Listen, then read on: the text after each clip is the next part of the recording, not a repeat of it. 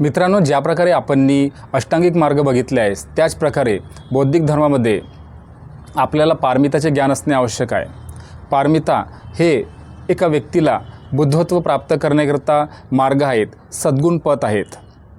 पारमिताचा अर्थ ते परफेक्शनेस म्हणजे की पूर्णता, सद्गुणाचा असा पथ, असा मार्ग की जे तुम्हाला पूर्णत्वाकडे नेईल। तर धम्मामध्ये 10 पारमिता आहेत। त्याच्यातला पहिला पारमिता आहे शील।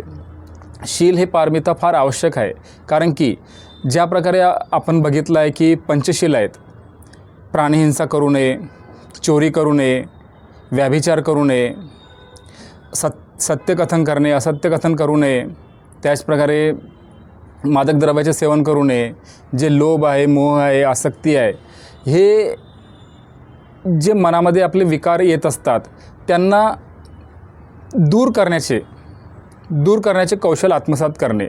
हे जर कौशल आपल्या मनामध्ये आत्मसात करेल तर आपण जे कार्य करू ते कुशल कार्य राहील। हे जे शील आहेत हे आपल्याला अकुशल कार्य न करण्यास बाधित असतात आणि आपण जे कार्य करतो ते कुशल कर्म करण्यास प्रेरित करीत असतात।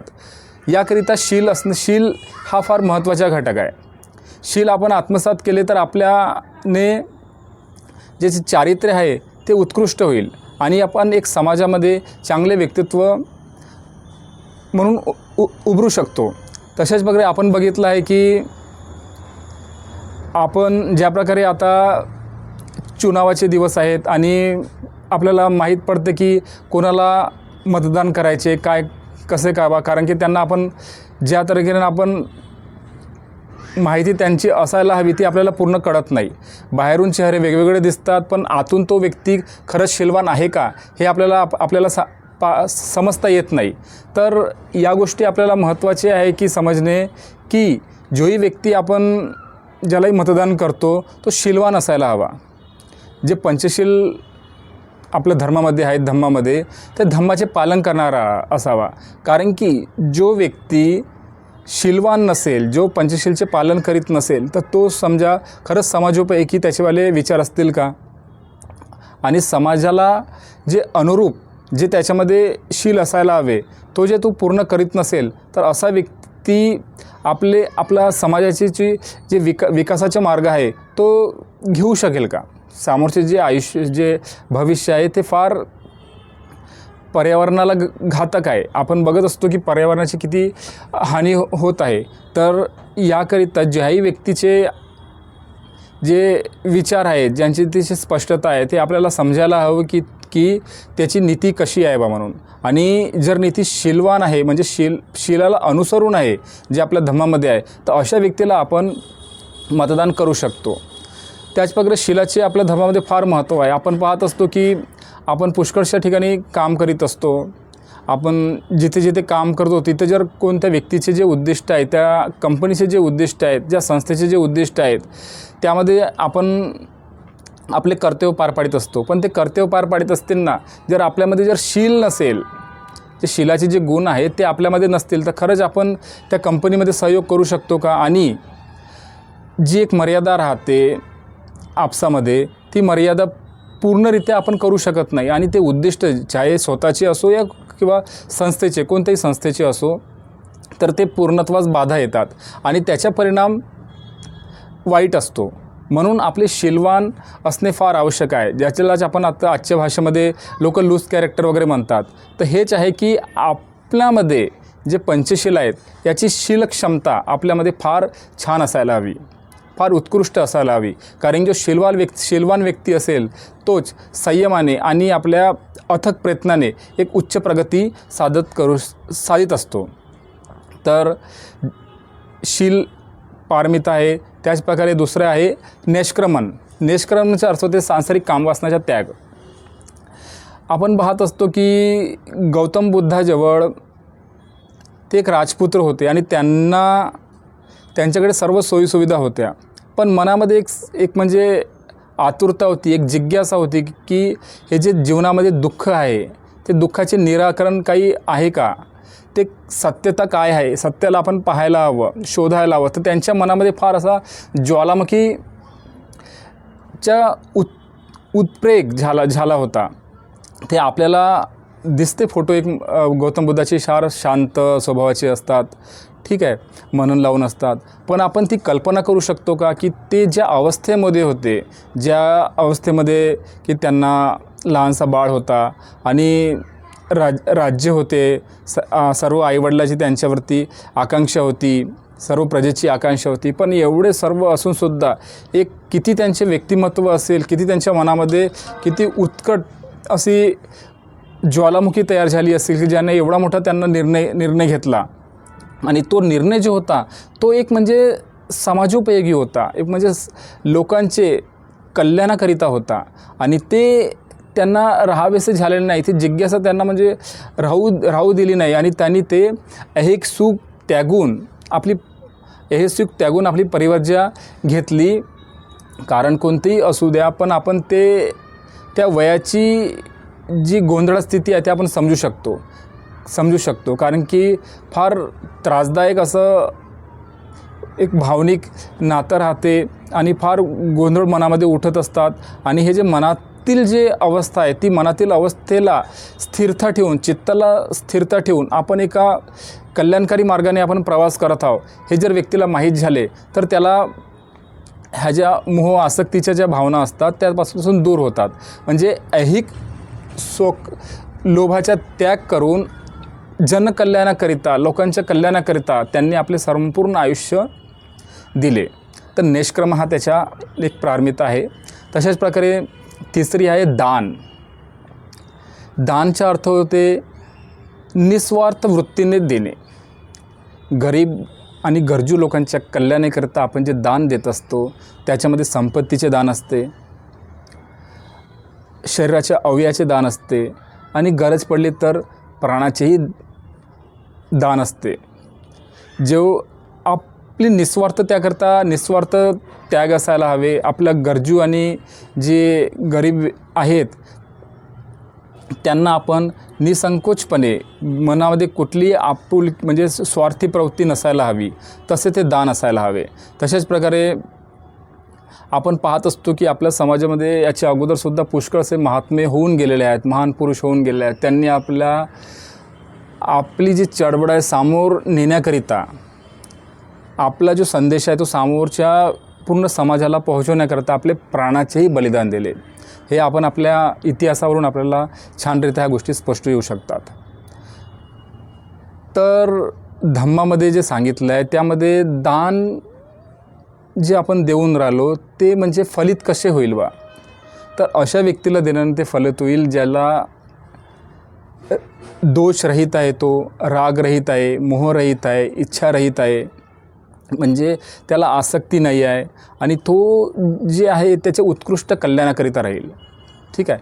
तर अशा प्रकारे आपल्या धम्मामध्ये दानाचे फार महत्त्व आहे. म्हणजे ध्यान म्हणजे त्याग ज्याच्यामध्ये निस्वार्थी प्रवृत्ती नसते, ज्याचा उद्देश हा जनकल्याणकारी असतो, पर्यावरणाला अनुकूल असतो, स्वार्थरहित असतो. त्याचप्रकारे चौथा आहे वीर्य म्हणजे आपला उत्साह. आपल्या नियोजित जे कर्म आहेत त्याला पूर्ण क्षमतेने आपला उत्साहवर्धनाने ते पूर्ण करणे. त्याच्यामध्ये मागे हटायचे नाही, पूर्ण सामर्थ्यानिशी आपले नियोजित कर्म करणे हा त्याचा अर्थ होतो. आपण ठरवित असतो की कोणती गोष्ट आपल्याला करायची आहे, पण आपण याच्या अगोदरसुद्धा बघितलं आहे अष्टांगिक मार्गामध्ये की आपण जर संयमाने आणि एका चांगल्या उद्दिष्टाने पूर्ण सामर्थ्यानिशी मध्यम मार्गाचा स्वीकार करून जर ते कार्य केले तर ते पूर्णत्वास येते.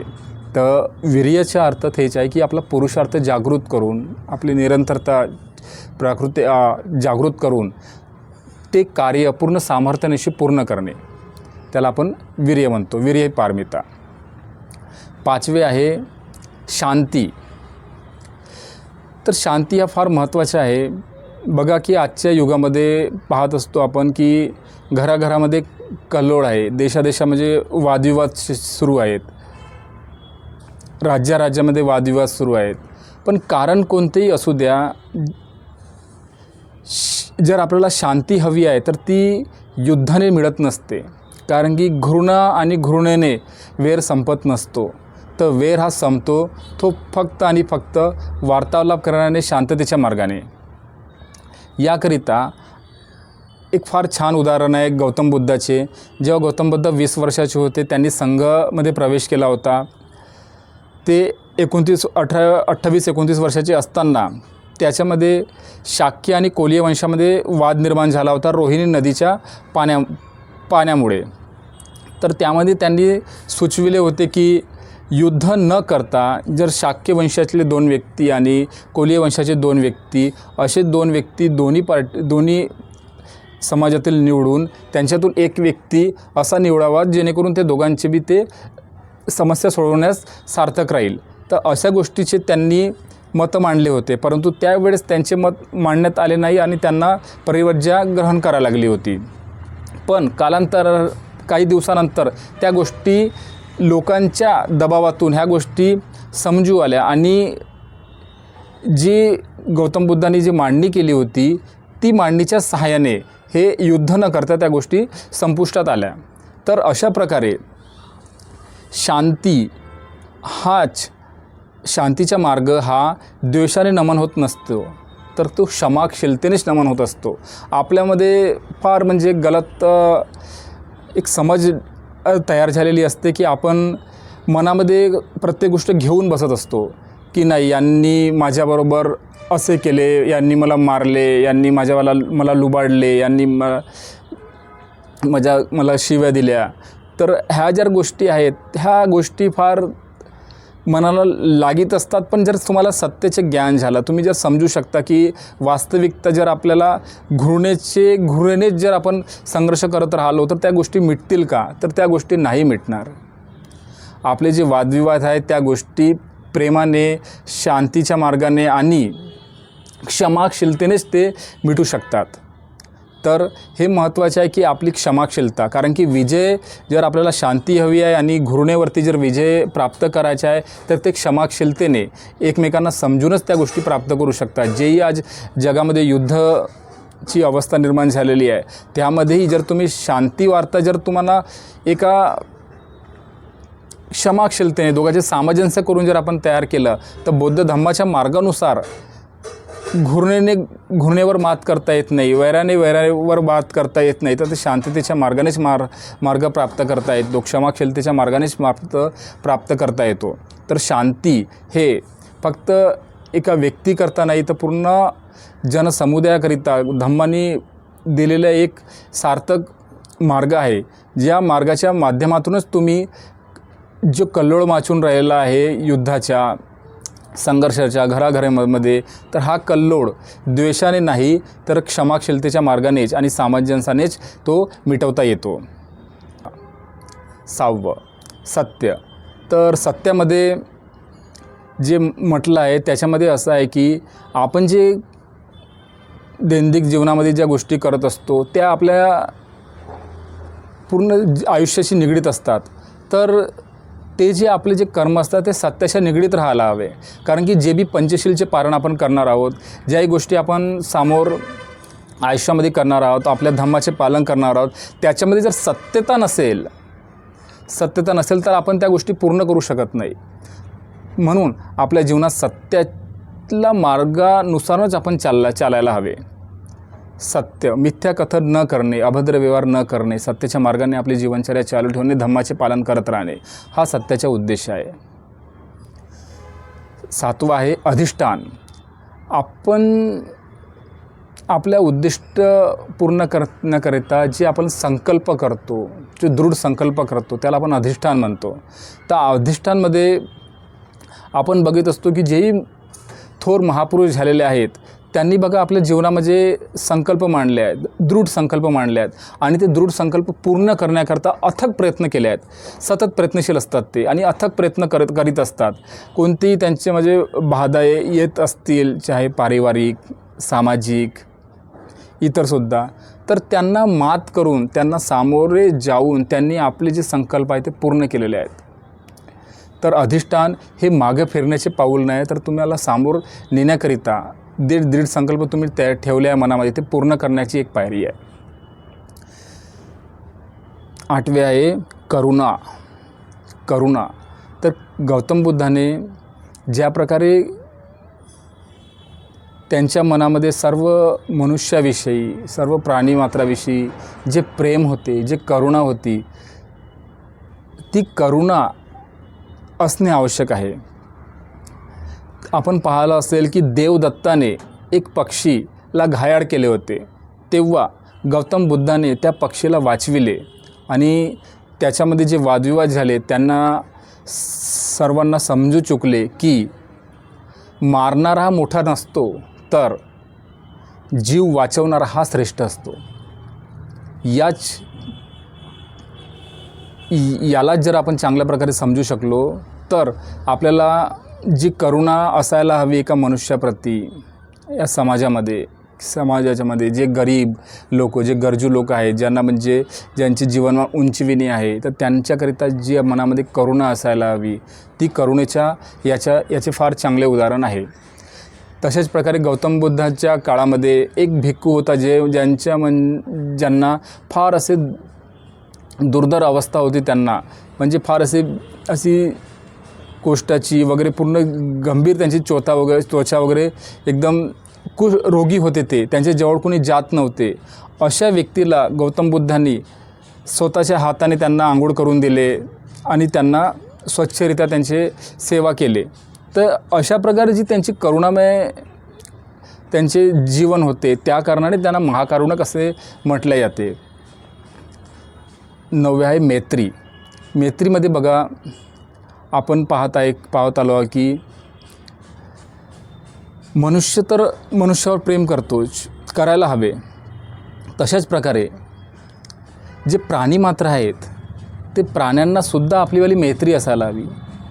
करुणाचा मार्ग ठीक आहे, प्रेमचाही ठीक आहे, पण जी मैत्री असायला हवी फक्त मनुष्यावरतीच नाही तर पूर्ण समाजासाठी, पूर्ण प्राणीमात्राविषयी हे जे मैत्रीची भावना असेल तर आपण त्यांना हिंसा करू शकणार नाही. म्हणून फक्त मनुष्य मात्रावरतीच नाही तर प्राणी आणि निसर्ग यांच्यावरती सुद्धा आपली एक मैत्रीची नाते असायला हवे, जेणेकरून आपण त्यांच्यावरती हिंसा करणार नाही. 10 आहे उपेक्षा. उपेक्षाचा अर्थ अनासक्ती, याच्यामध्ये काही उदासीनतेची भावना नसते.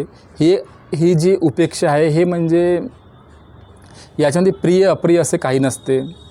जनकल्याणाची सेवा, लोभ, कीर्ती अपकीर्ती याला महत्त्व न देता, यश अपयश याला महत्त्व न देता एका चांगल्या उद्दिष्टाकरिता, जनकल्याणाकरिता आपले जे जीवन आहे ते समर्पित करणे, सतत प्रयत्न करीत राहणे, हे उपेक्षा ही पारमिता आहे.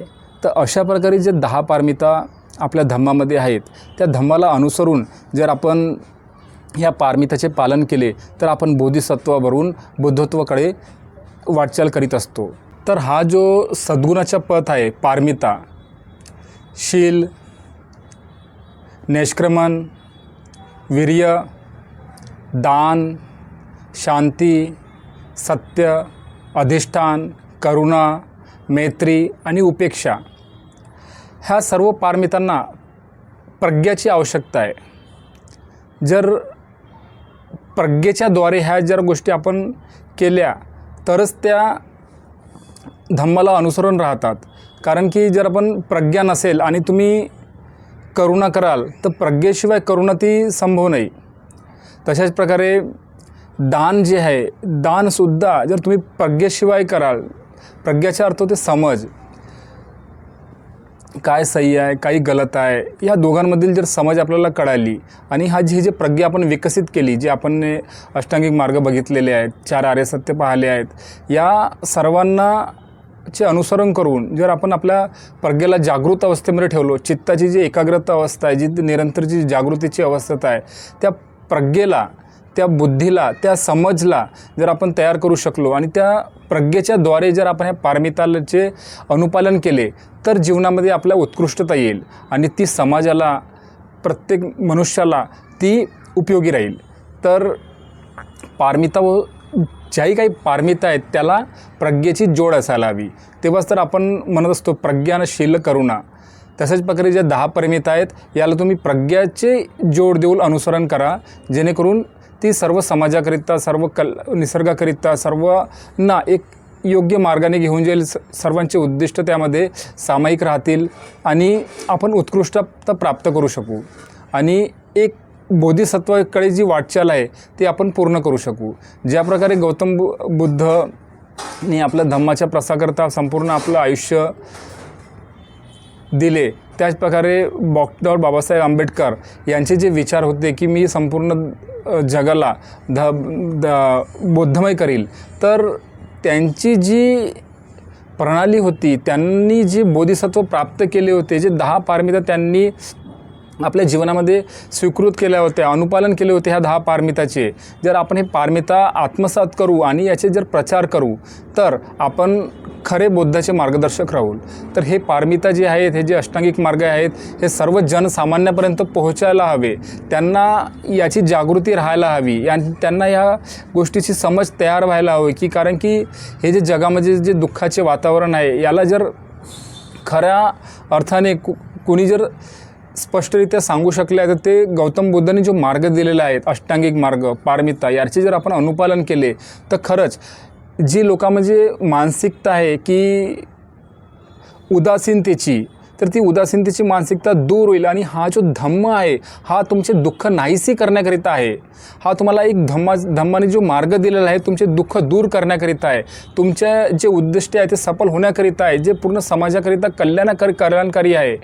असे पृथ्वीला एक कल्याणकारी, एक निसर्गमय वातावरण आणि एक सर्वांना एक उत्कृष्ट करुणामय जीवन देईल आणि सर्वांचा सन्मान जिथे राहील अशा प्रकारे गौतम बुद्धांनी सर्व मनुष्य कल्याणाकरिता, प्राणी मात्रांकरिता, निसर्गाकरिता जो धम्माचे जे मार्ग दाखवलेले आहेत त्यांनी आपल्याला समज यायला हवी आणि त्यांचे प्रचार आपण करायला हवे, जेणेकरून जे बाबासाहेब आंबेडकरांचे स्वप्न होते ते आपण योग्य रीतीने पूर्ण करू शकू. नमो बुद्धाय. जय भीम.